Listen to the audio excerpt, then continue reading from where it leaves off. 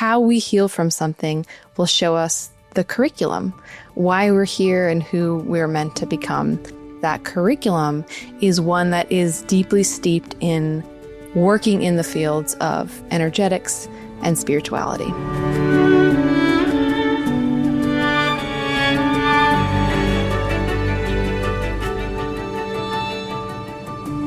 Hello and welcome back to Remember Why You're Here, a podcast for seekers and sensitives where you can relax, receive, reconnect to yourself, and remember the most important thing of all, why you're here. And in this episode today, I wanted to revisit a really important recording I made a couple years ago now called How I Healed from Lyme Disease. So this recording was many years in the making. It had been a long time that I wanted to talk about my experience with Lyme disease. I have been in touch with so many people over the years who have interacted with this very specific disease and experience, and was sharing my experience, was sharing what worked for me, was sharing the whole arc of my healing journey. And I knew at some point I wanted to make an offering where it was freely available and all of this information was there, the whole story arc of how I healed. And I'm thinking about it now in particular because this fall is the 10-year anniversary of when I first contracted Lyme disease. You'll hear in the story that I actually contracted Lyme disease twice. And so the journey was not a straightforward one, but was really powerful. My experience of healing from Lyme disease was deeply spiritual in nature, and at the same time, so much of what I went through ended up teaching me how to help guide others through the uniqueness of their own experiences. Lyme disease is so prevalent in our country, is so prevalent in many places in the world. It's becoming something that a lot of people are encountering and dealing with. And I have some deep thoughts about this particular teacher, what we can learn from this spirochete that causes Lyme disease, and why I think there's actually so much to learn through encountering a big guide, a big teacher like this. What I have seen, and I'll talk about this more as we get into the recording, is that we heal in a way that is important for us on a spiritual or energetic level. How you heal from something is unique because how you heal is showing you who you are and who you're meant to become in this lifetime. So even though I contracted Lyme disease 10 years ago, the journey to healing was not straightforward. It did take years. And it just feels really good to be able to share about that journey here now. If you are someone who is dealing with Lyme, or you know someone who's dealing with Lyme. But I also think that this story is helpful for anyone who is encountering the deep teacher of chronic illness or chronic pain. You'll hear at the end of this recording that I am inviting anyone who's feeling called to step into an entirely free class that I'm offering called Illness as Teacher. This class is still up on my website. It is everything that I've gleaned from over a decade of living with chronic illness and chronic pain and working with so many others, so many sensitives in particular, who have been moving through these experiences. In the class, I talk about what kind of people end up having illness be a big part of their journey, what it means about you. The class is here to help you understand who you are, to touch into the questions that we all want to know, those why questions, and really help you orient to this powerful way of living, in which we're able to see illness as teacher. So I have heard people saying that they've listened to this class again and again, that it completely changed the way they saw themselves, their life experiences. This class is completely free. It's not a lead-in for anything else. It is literally just an offering that felt really important for my soul to create and offer to this world. So if you're interested in that, you can head over to my website, asiasuler.com/illness-as-teacher, and sign up to access that course today. So with that, let's get into the story. Let's talk about how I healed from Lyme disease. Lyme disease is incredibly prevalent in our world right now. It is a powerful facet of many of our lives, and it is one of the most powerful spiritual teachers I have ever encountered. This is my story of how I healed from Lyme disease. So chronic illness and chronic pain has been a large part of my life's journey, and one of my cycles dancing in that arena was working with Lyme disease. People have been asking me to share about my journey of healing from Lyme disease for many years now, and so I'm excited to finally be putting this information out into the world, to be sharing my story of how I healed from Lyme and what it taught me. So the first disclaimer I want to put up here is that everybody's story is different. Everyone's healing journey is going to look different. And that's the point. Because one thing that I found through working with thousands of people around the world in my client practice and in my teaching is that the way we heal from something shows us who we are and what we're meant to embody in this lifetime. And because of that, everybody's healing is going to look different. And so while I am excited to share my story and I hope that it's very helpful, I also want to honor the unique individuality of each one of our journeys. You know, this story is not intended to treat or diagnose, cure, or in any way prevent disease, but it is here to support and inspire and hopefully open a window into a world of possibilities. Now, a little preview before I get into the story of how I healed. I did not heal from Lyme disease in a conventional way. And what I have seen and what I have heard from many other practitioners who work with folks is that most often people who heal from chronic Lyme are not healing in conventional ways. That unconventional healing in many ways is one of the linchpins that helps people heal from this nebulous condition that is chronic Lyme disease. I had what I consider to be a energetic and spiritual healing from Lyme, and I'm going to talk exactly about what that looked like for me.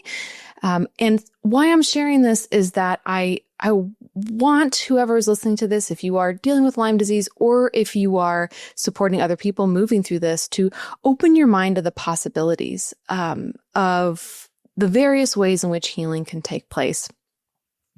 Because, as I said before, healing is so unique for each one of us in our lifetime. How we heal from something will show us the curriculum, why we're here and who we're meant to become. And for many, many people who contract Lyme disease, that curriculum is one that is deeply steeped in working in the fields of energetics and spirituality.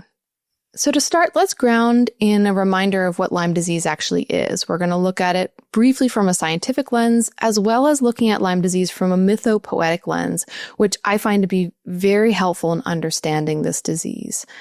Lyme disease is still very mysterious. There's a lot we don't know, but we do know that Lyme is caused by an ancient bacterium, Borrelia burgdorferi, and this bacterium is a spirochete. Spirochetes are a very, very old form of bacteria.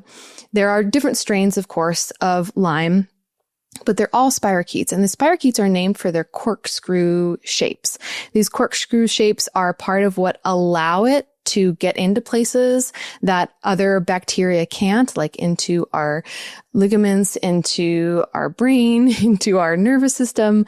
But one of the things that makes this bacterium really special or unique is that it is a shapeshifter. So Lyme has the ability to shift its shape to get into different places and to evade our nervous system or our immune system. So you know, the bacterium of Lyme can go from a corkscrew shape, and then it can look like a cyst-like blob, and then it can look like a film. And so one of the reasons why it does this is to avoid our immune system.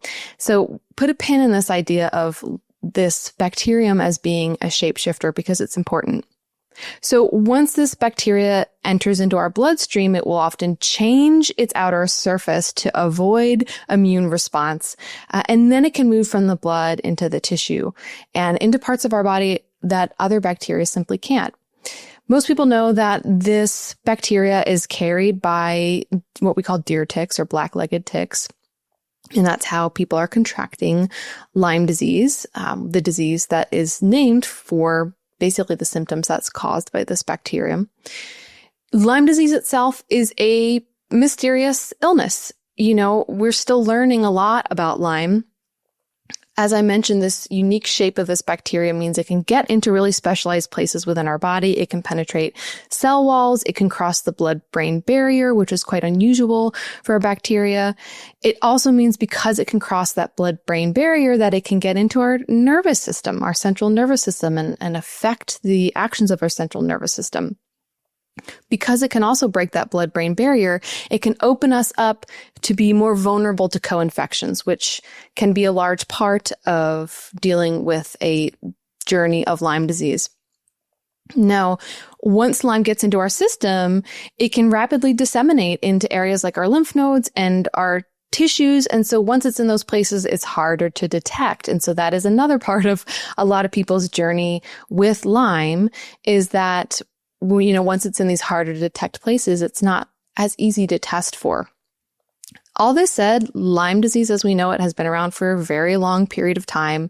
In Otzi, the frozen caveman found in the Alps 5,000 years ago, we were able to identify and see that actually he was afflicted by what we would now call Lyme disease. So this bacterium has been around for a very long time. Scientists say that likely a predecessor of this bacterium that carries what we know as to be Lyme disease, that was likely around when human beings first came onto the scene. So this is a ancient bacteria to be in relationship with, and likely Lyme disease itself is an ancient disease. Now, that said, it is very much on the rise in the world right now. There's been a huge explosion of this disease in the past 30 to 40 years. And so we are in a moment right now where we are really learning from the teacher of this bacteria. New statistics say upwards of 400,000 people in the United States are diagnosed with Lyme disease every year. And one statistic, the CDC says that perhaps up to 15% of the population has experienced Lyme disease or has been infected with Lyme disease. 80 to 85% of people who contract Lyme disease will recover quickly. But what that means is about 15 to 20% of people do not, or 15 to 20% of people develop what's called chronic Lyme disease. And the chronic condition itself of Lyme can be complex because it can mean that you still have a Lyme infection. It could mean that you have another tick-borne disease or a co-infection, or it could be that the original infection caused systemic issues or triggered an autoimmune response. Now that we've grounded in a little bit of the science of Lyme disease, let's just take a deep breath together and look at this bacterium from a mythopoetic lens. All illnesses have their own consciousness. From a shamanic point of view, everything on this earth has their own sentience, their own awareness, their own consciousness. And the same is true for illness. And the same is certainly true for this ancient bacterium. The spirochete that causes Lyme disease has its own personality, its own energy, and its own ancestry. Now, Lyme, I will call it Lyme, but really it is this bacterium that we're talking about, right? Is an ancient shapeshifter. It is a being that can reach into the deepest levels of our body, our nervous system, our brain.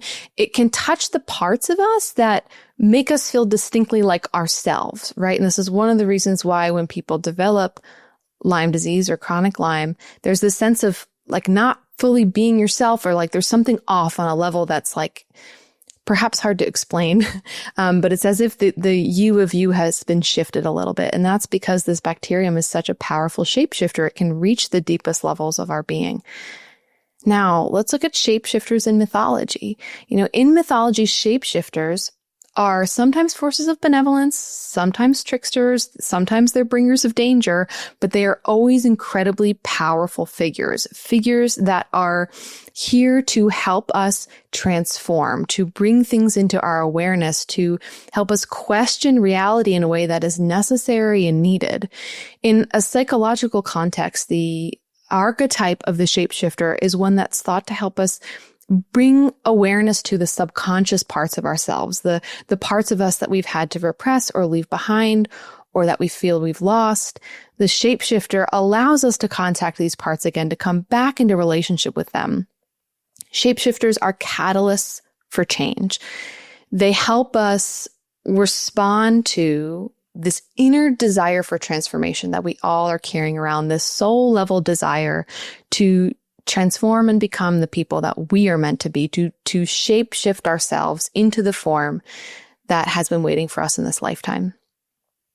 One archetype of the shaman is as the original shapeshifter, the person whose role it was to contact the unseen world, to move in and out of shape shifting in order to bring back information from the unseen world. And not only information, but healing as well. In many traditional contexts, whatever the word was or the word is that is being used for what we now call shamanic healing or a shaman, whether it was, healer or bruja, often the role of this person was to go into the unseen world, shape shift themselves to move into that unseen world and bring back healing for an individual person or for the community. So here we see this idea that healing lives in the unseen world and interacting with the unseen world, and that shape-shifting and interaction with the shapeshifter is required for bringing back that healing. And I want you to put a pin in this because we're going to return to this in a little bit.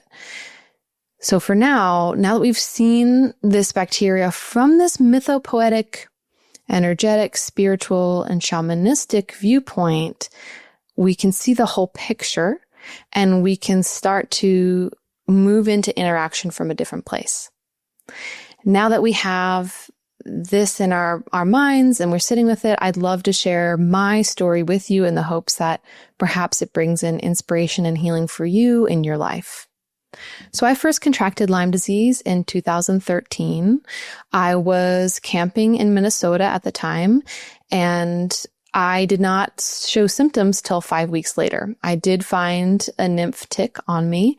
And when I started showing symptoms 5 weeks later, I was already in what you would call stage 3 Lyme. So by that point, I had severe headaches, dizziness, lightning pain in my joints, muscle aches in very unusual places.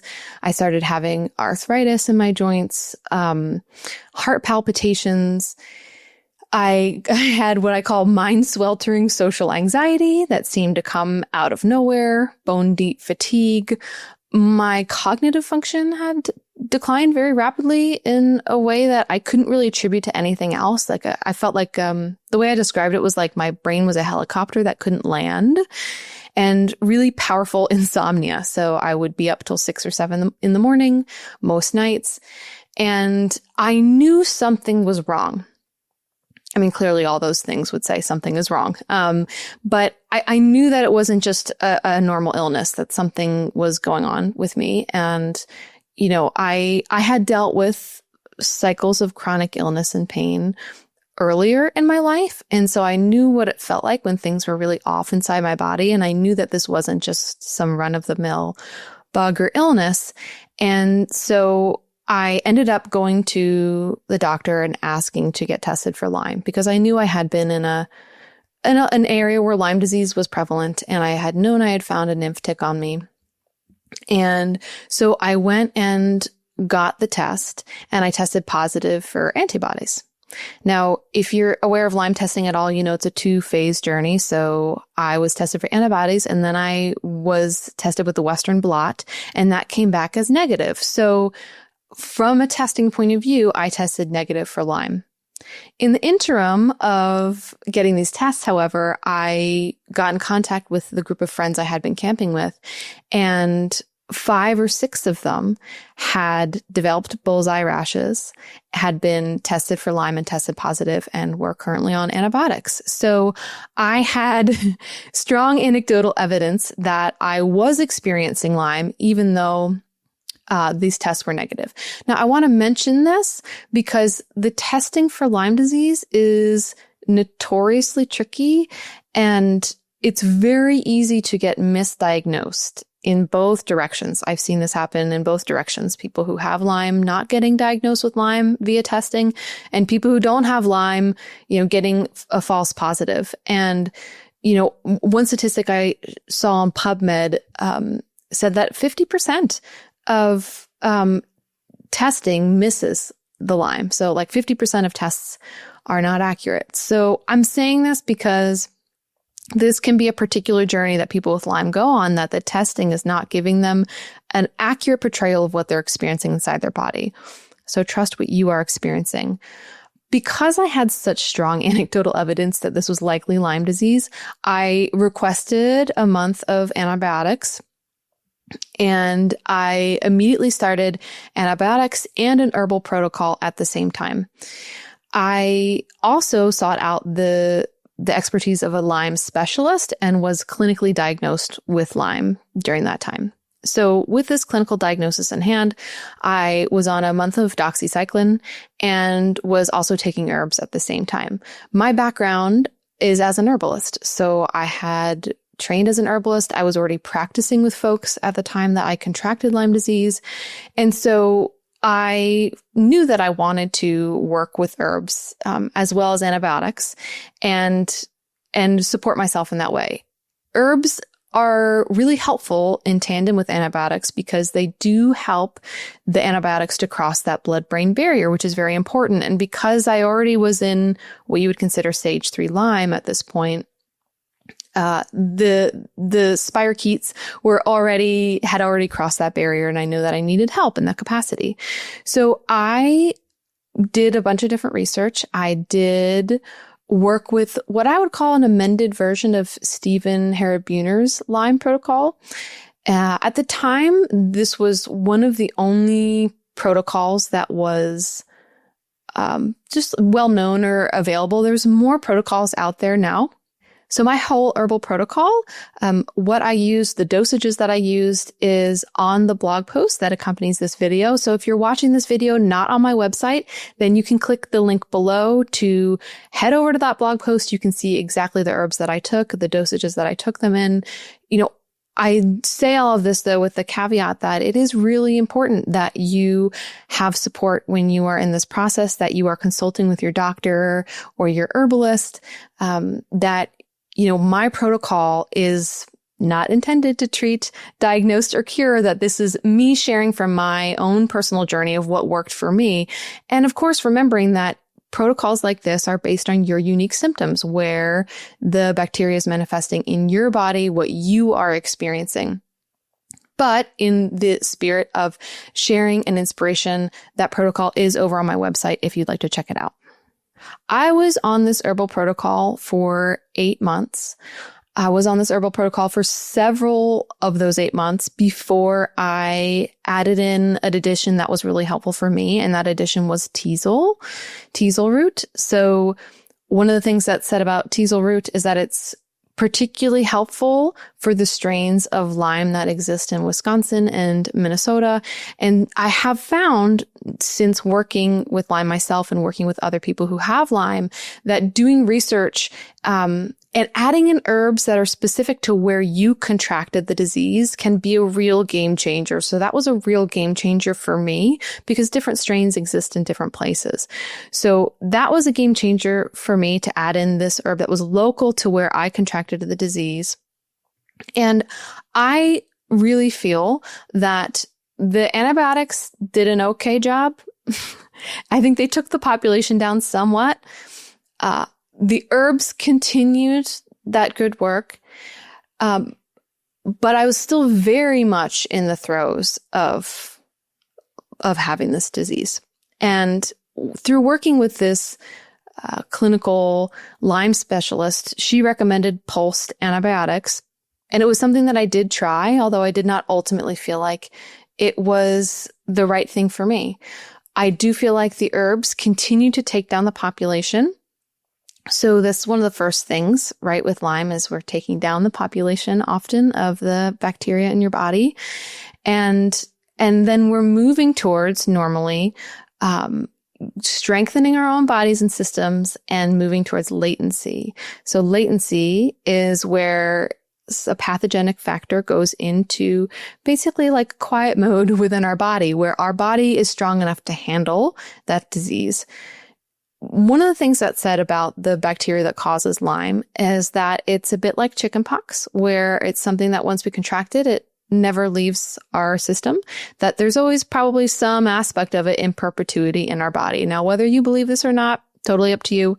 But a lot of the goals normally of therapies, of herbal therapy or otherwise, is to take down the population enough and strengthen your body enough that that population can be small enough that our body can just handle it pretty much forever.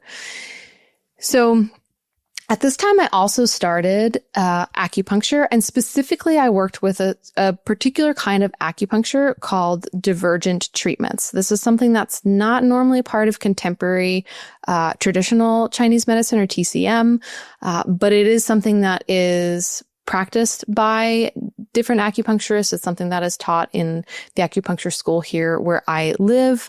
And I find it to be very potent for treating things like Lyme. And so I want to mention it here. If you are in the midst of this and you're specifically wanting to work with a type of acupuncture treatment that addresses this.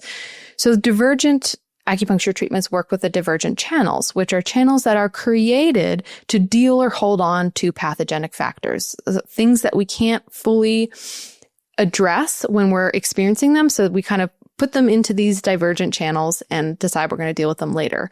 So oftentimes divergent treatments are used to access the yuan level of our being in Chinese medicine, which is the deepest level of our being, the level of our being that corresponds to things like congenital issues, personality disorders, autoimmune issues. It's sort of a direct line into our soul, our life's blueprint, sort of like the deepest level of your nascent being.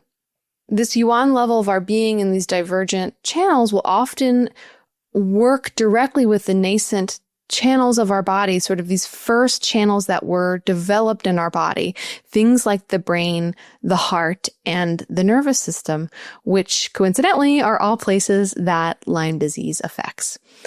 So these divergent treatments can be very intense because it's letting everything that has been in latency in your body out. So I know for me, I started experiencing in reverse chronological order illnesses, chronic pain, other maladies that I had experienced in my life, injuries, as I did these treatments. So they were very intense, but I also feel that they did a lot to bring this disease that had become latent in my body, out so it could be dealt with and released. I worked with my friend, Greg Casey of Mystic Tao, for these treatments, and his information, as well as all the information about the different treatments I used, are over on that blog post on my website if you're interested.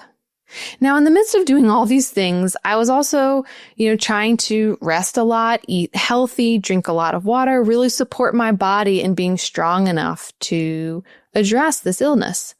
Now, I believe all of these things helped me get to a place where I was functional.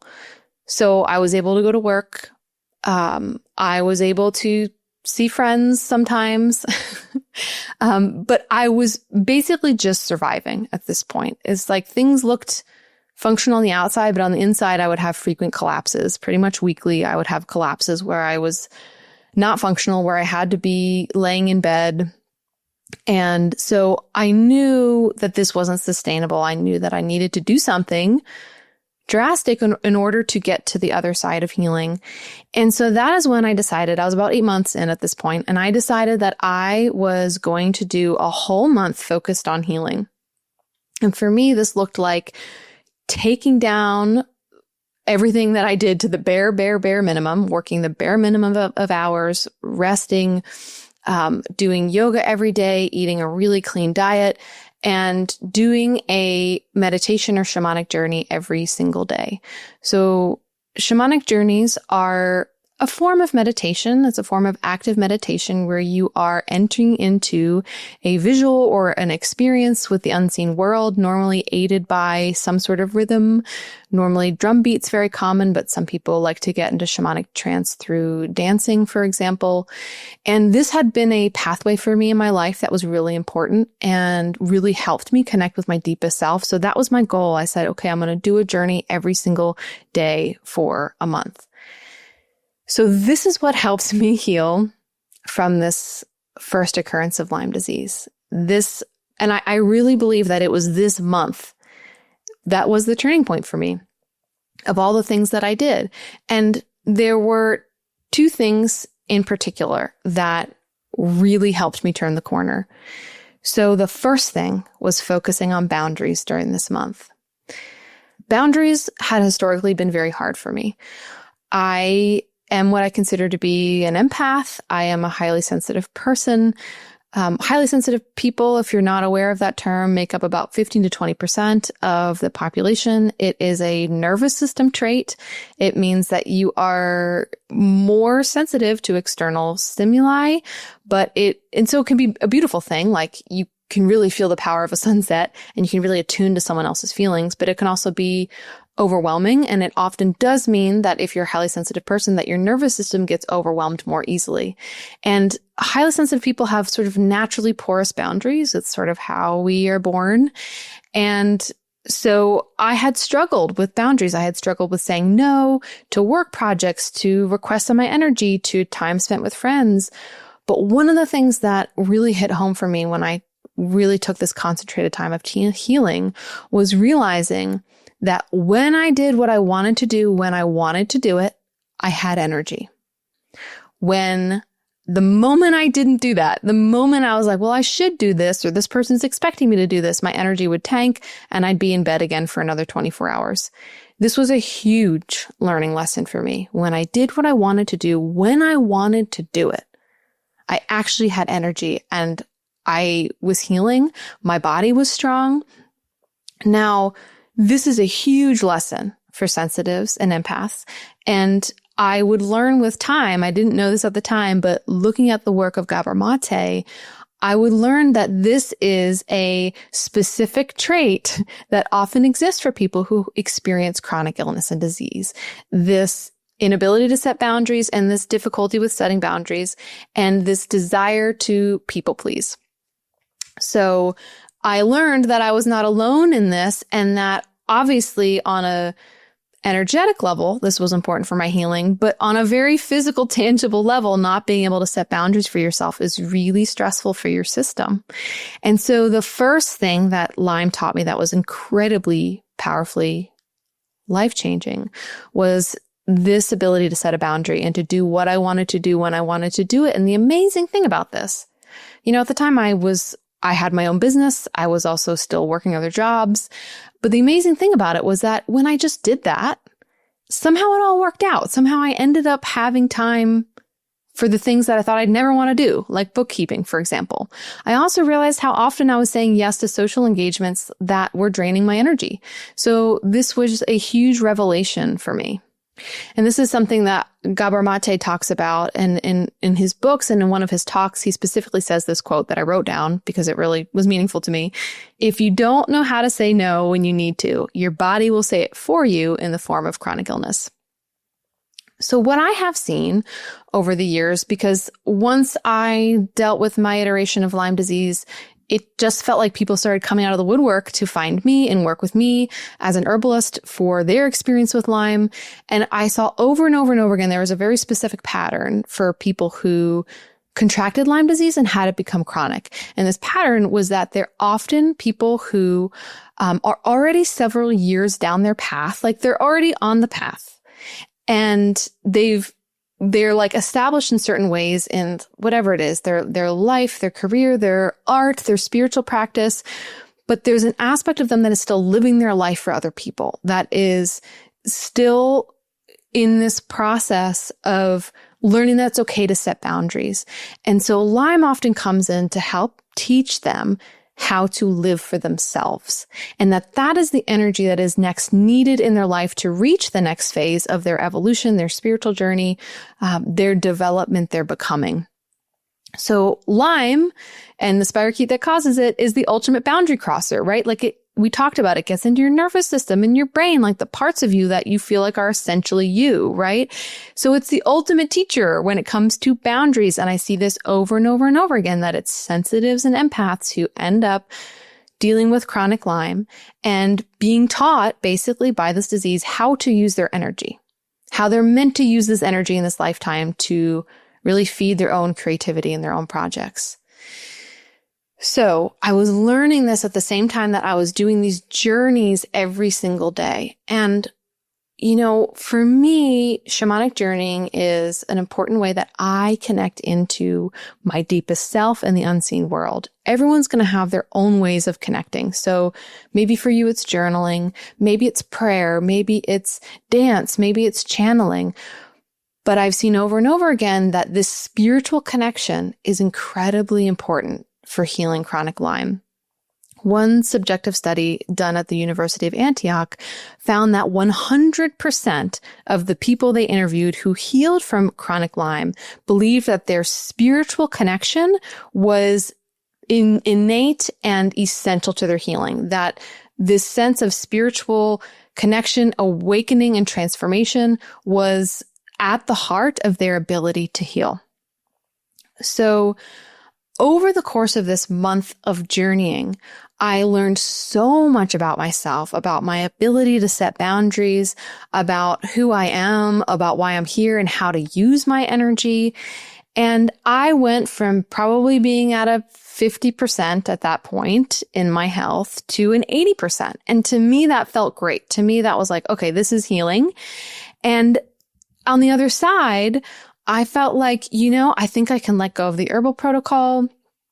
I don't think I need to revisit the idea of pulsed antibiotics anymore. This is totally livable. That said, I did have some things that were, I didn't use the word worse. I used the word different. Some things were different. So I still had some joint pain. I still had headaches, and I still had lower energy. But I thought, you know what? I can deal with different. This is just different. But a powerful healing took place inside of my body. And after that month of deeply connecting to myself and to the healing and the teachings that this disease was bringing in, I felt like I had reached the other side. So all this said, lessons tend to stick better the second time around. So a little over a year later, I contracted Lyme disease again. Now, the second time that I caught Lyme, it was at an event that I was traveling for. It was a big, beautiful wedding in Rhode Island for dear friends who I loved. And yet I knew, looking at my schedule, that it was going to be stressful. I knew that it was going to be hard for me to make it, that it would take a lot out of me. And it was the first time I remembered, after that big learning lesson of Lyme, of realizing the core message for me, which was to do what I wanted to do when I wanted to do it.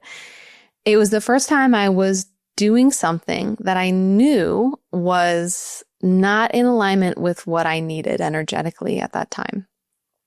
But I loved these friends. I thought, there's no way I'm going to miss this. I'm going. And I came back with 4 nymph ticks and once again contracted Lyme disease. And once again, what was really fascinating about this experience was that there was a large portion of the wedding party who also got Lyme disease. So I had a very strong confirmation that this is exactly what I was dealing with again. I knew what this was because all the same symptoms came back all over again.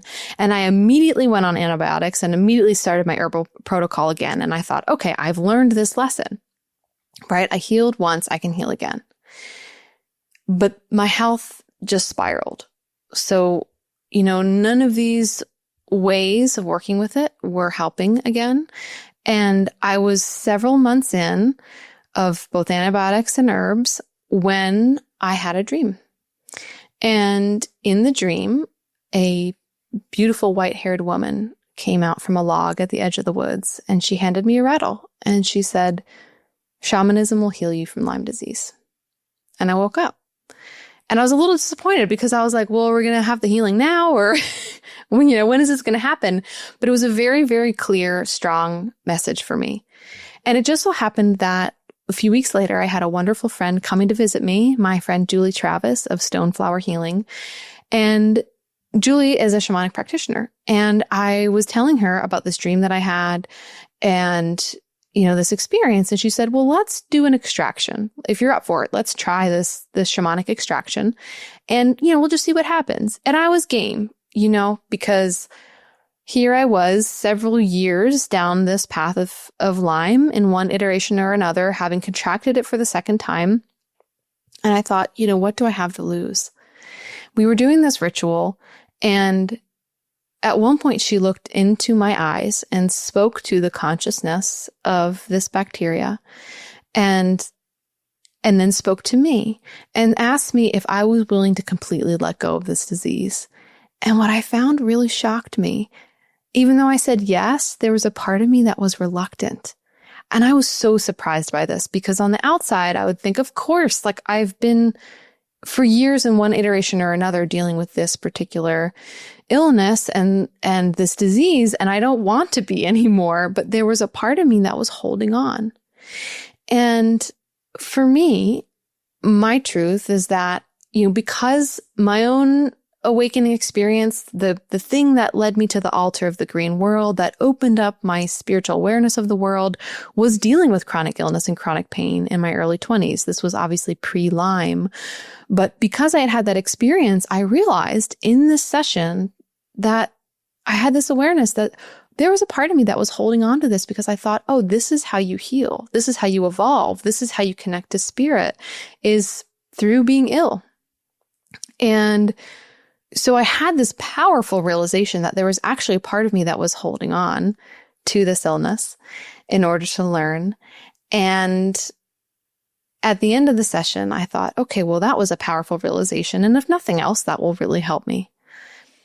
But within a week, every symptom that I had had for the past 2 years of these 2 bouts with Lyme disease completely evaporated. And I was shocked, really completely shocked by this. Especially after all the different things I tried, all the treatments, all the angles and ways of dealing with this. And that for me was a complete healing. So that was, at the end of 2015.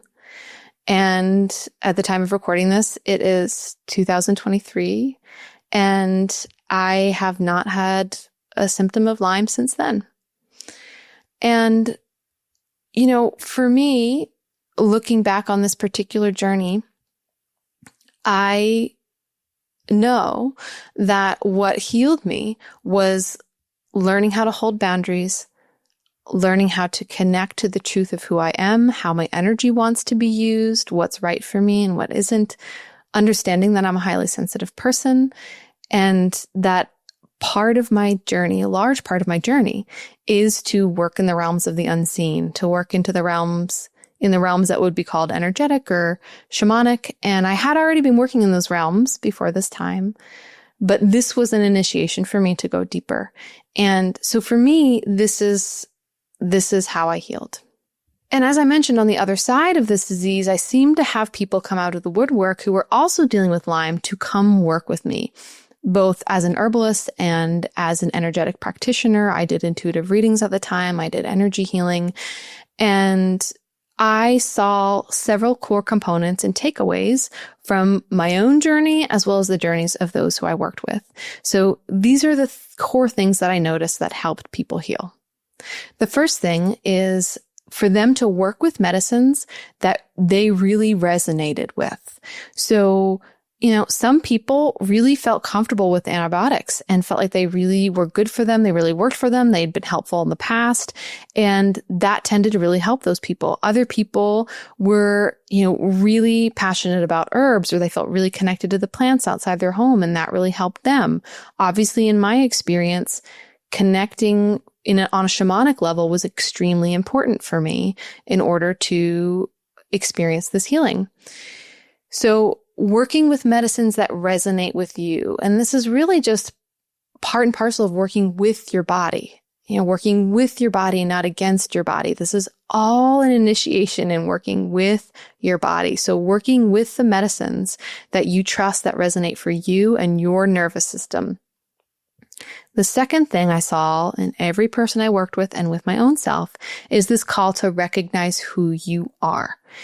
And by and large, every person that I worked with was a sensitive person, was someone who was ready for the next step of their journey, but was also ready to reckon with the ways in which they were using their energy for people or things or ventures that were not healing for them, that were not here to bolster or support their systems. So it was a call to really claim their own energy, to really claim their energy in this lifetime, to claim their power in this way, and to step into this next phase of their journey through setting these boundaries once more. And so, this deep awareness of energy, where it needs to go and where it doesn't need to go, was healing on so many levels for people. And so even on a very tangible physical level, when we reclaim this energy, we then have energy for our body to deal with this bacterium, with this ancient consciousness, and to be in that negotiation and to be in that healing. I also saw time and time again, and I know I've mentioned this several times, but it's very important that healing looked different for each person, and that's an exciting thing, because the healing that comes in the way that it came in was coming in specifically to show people, what is your curriculum in this lifetime? What are you being asked to work with? The thing that healed them was the very thing that was calling them forward in their own lives.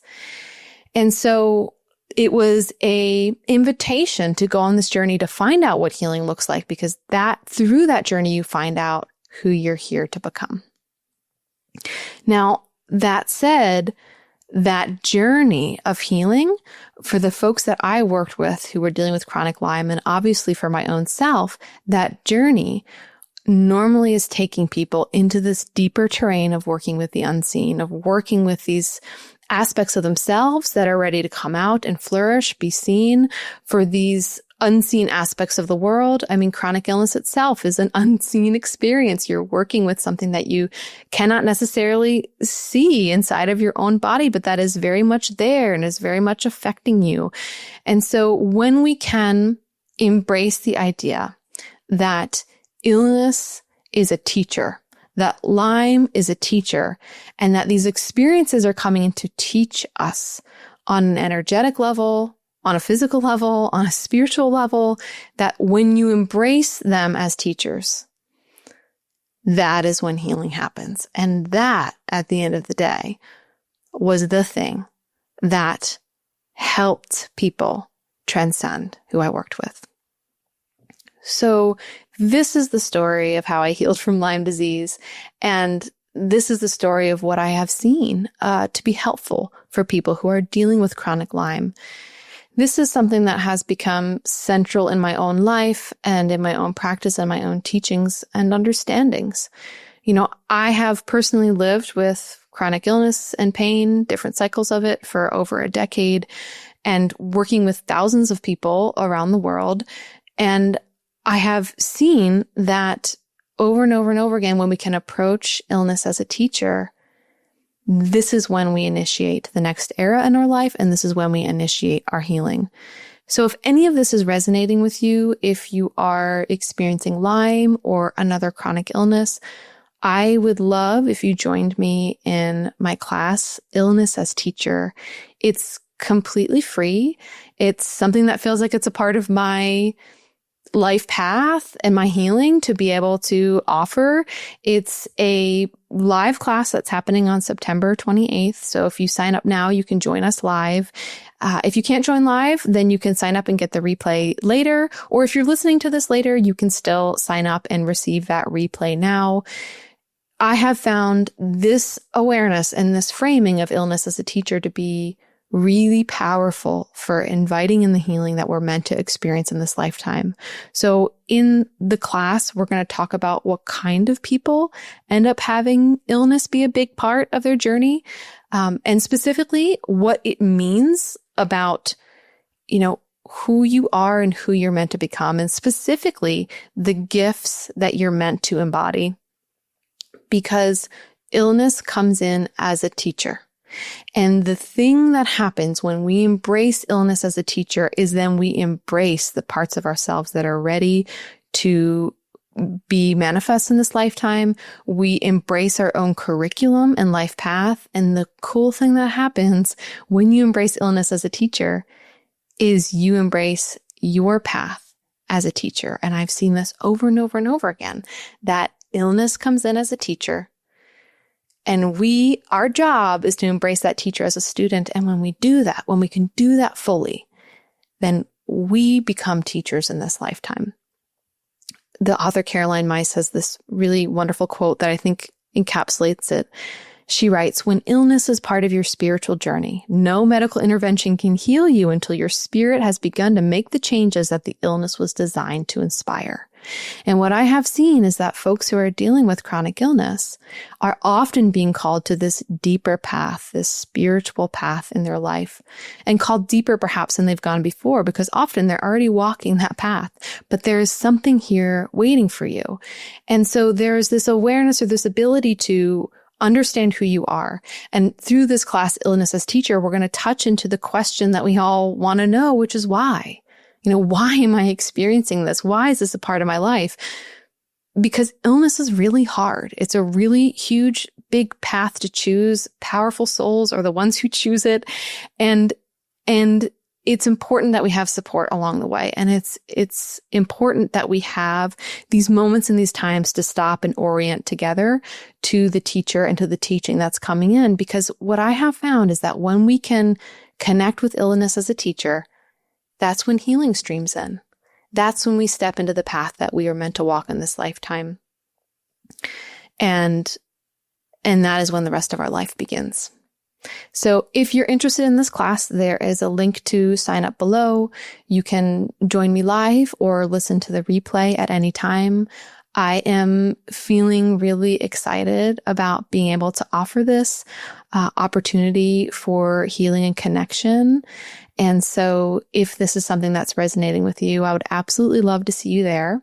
Thank you for listening to my story. I hope that it brought in some windows of possibility for you, because what I have seen time and time again is that healing is always possible, that there is a deeper benevolence to absolutely everything we experience on this planet, and that the hardship of the journey is here to open us to the deep well of gifts that we carry, to the undimmable radiance of our own spirit and the powerful lives of healing and beauty and learning and becoming that we're here to experience. So wherever you are on your healing journey, may you find exactly what you need to keep walking that path and to heal. So thank you so much for being here, for witnessing me in my journey, and for taking this time for yourself to reflect on your journey, the big things you've encountered, the big teachers you've encountered in your life. You are where you are because you have encountered those teachers, you've encountered your own deeper self, and you've continued to say yes to your journey. And I'm just so honored to be here with you as we all continue to say yes to our own unfoldment.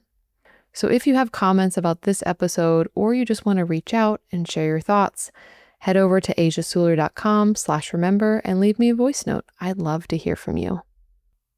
And may it be that every bigness you encounter, every teacher, every plot foil, every challenge, every opening just shows you more and more of this thing that is the most important thing of all, remembering why you're here.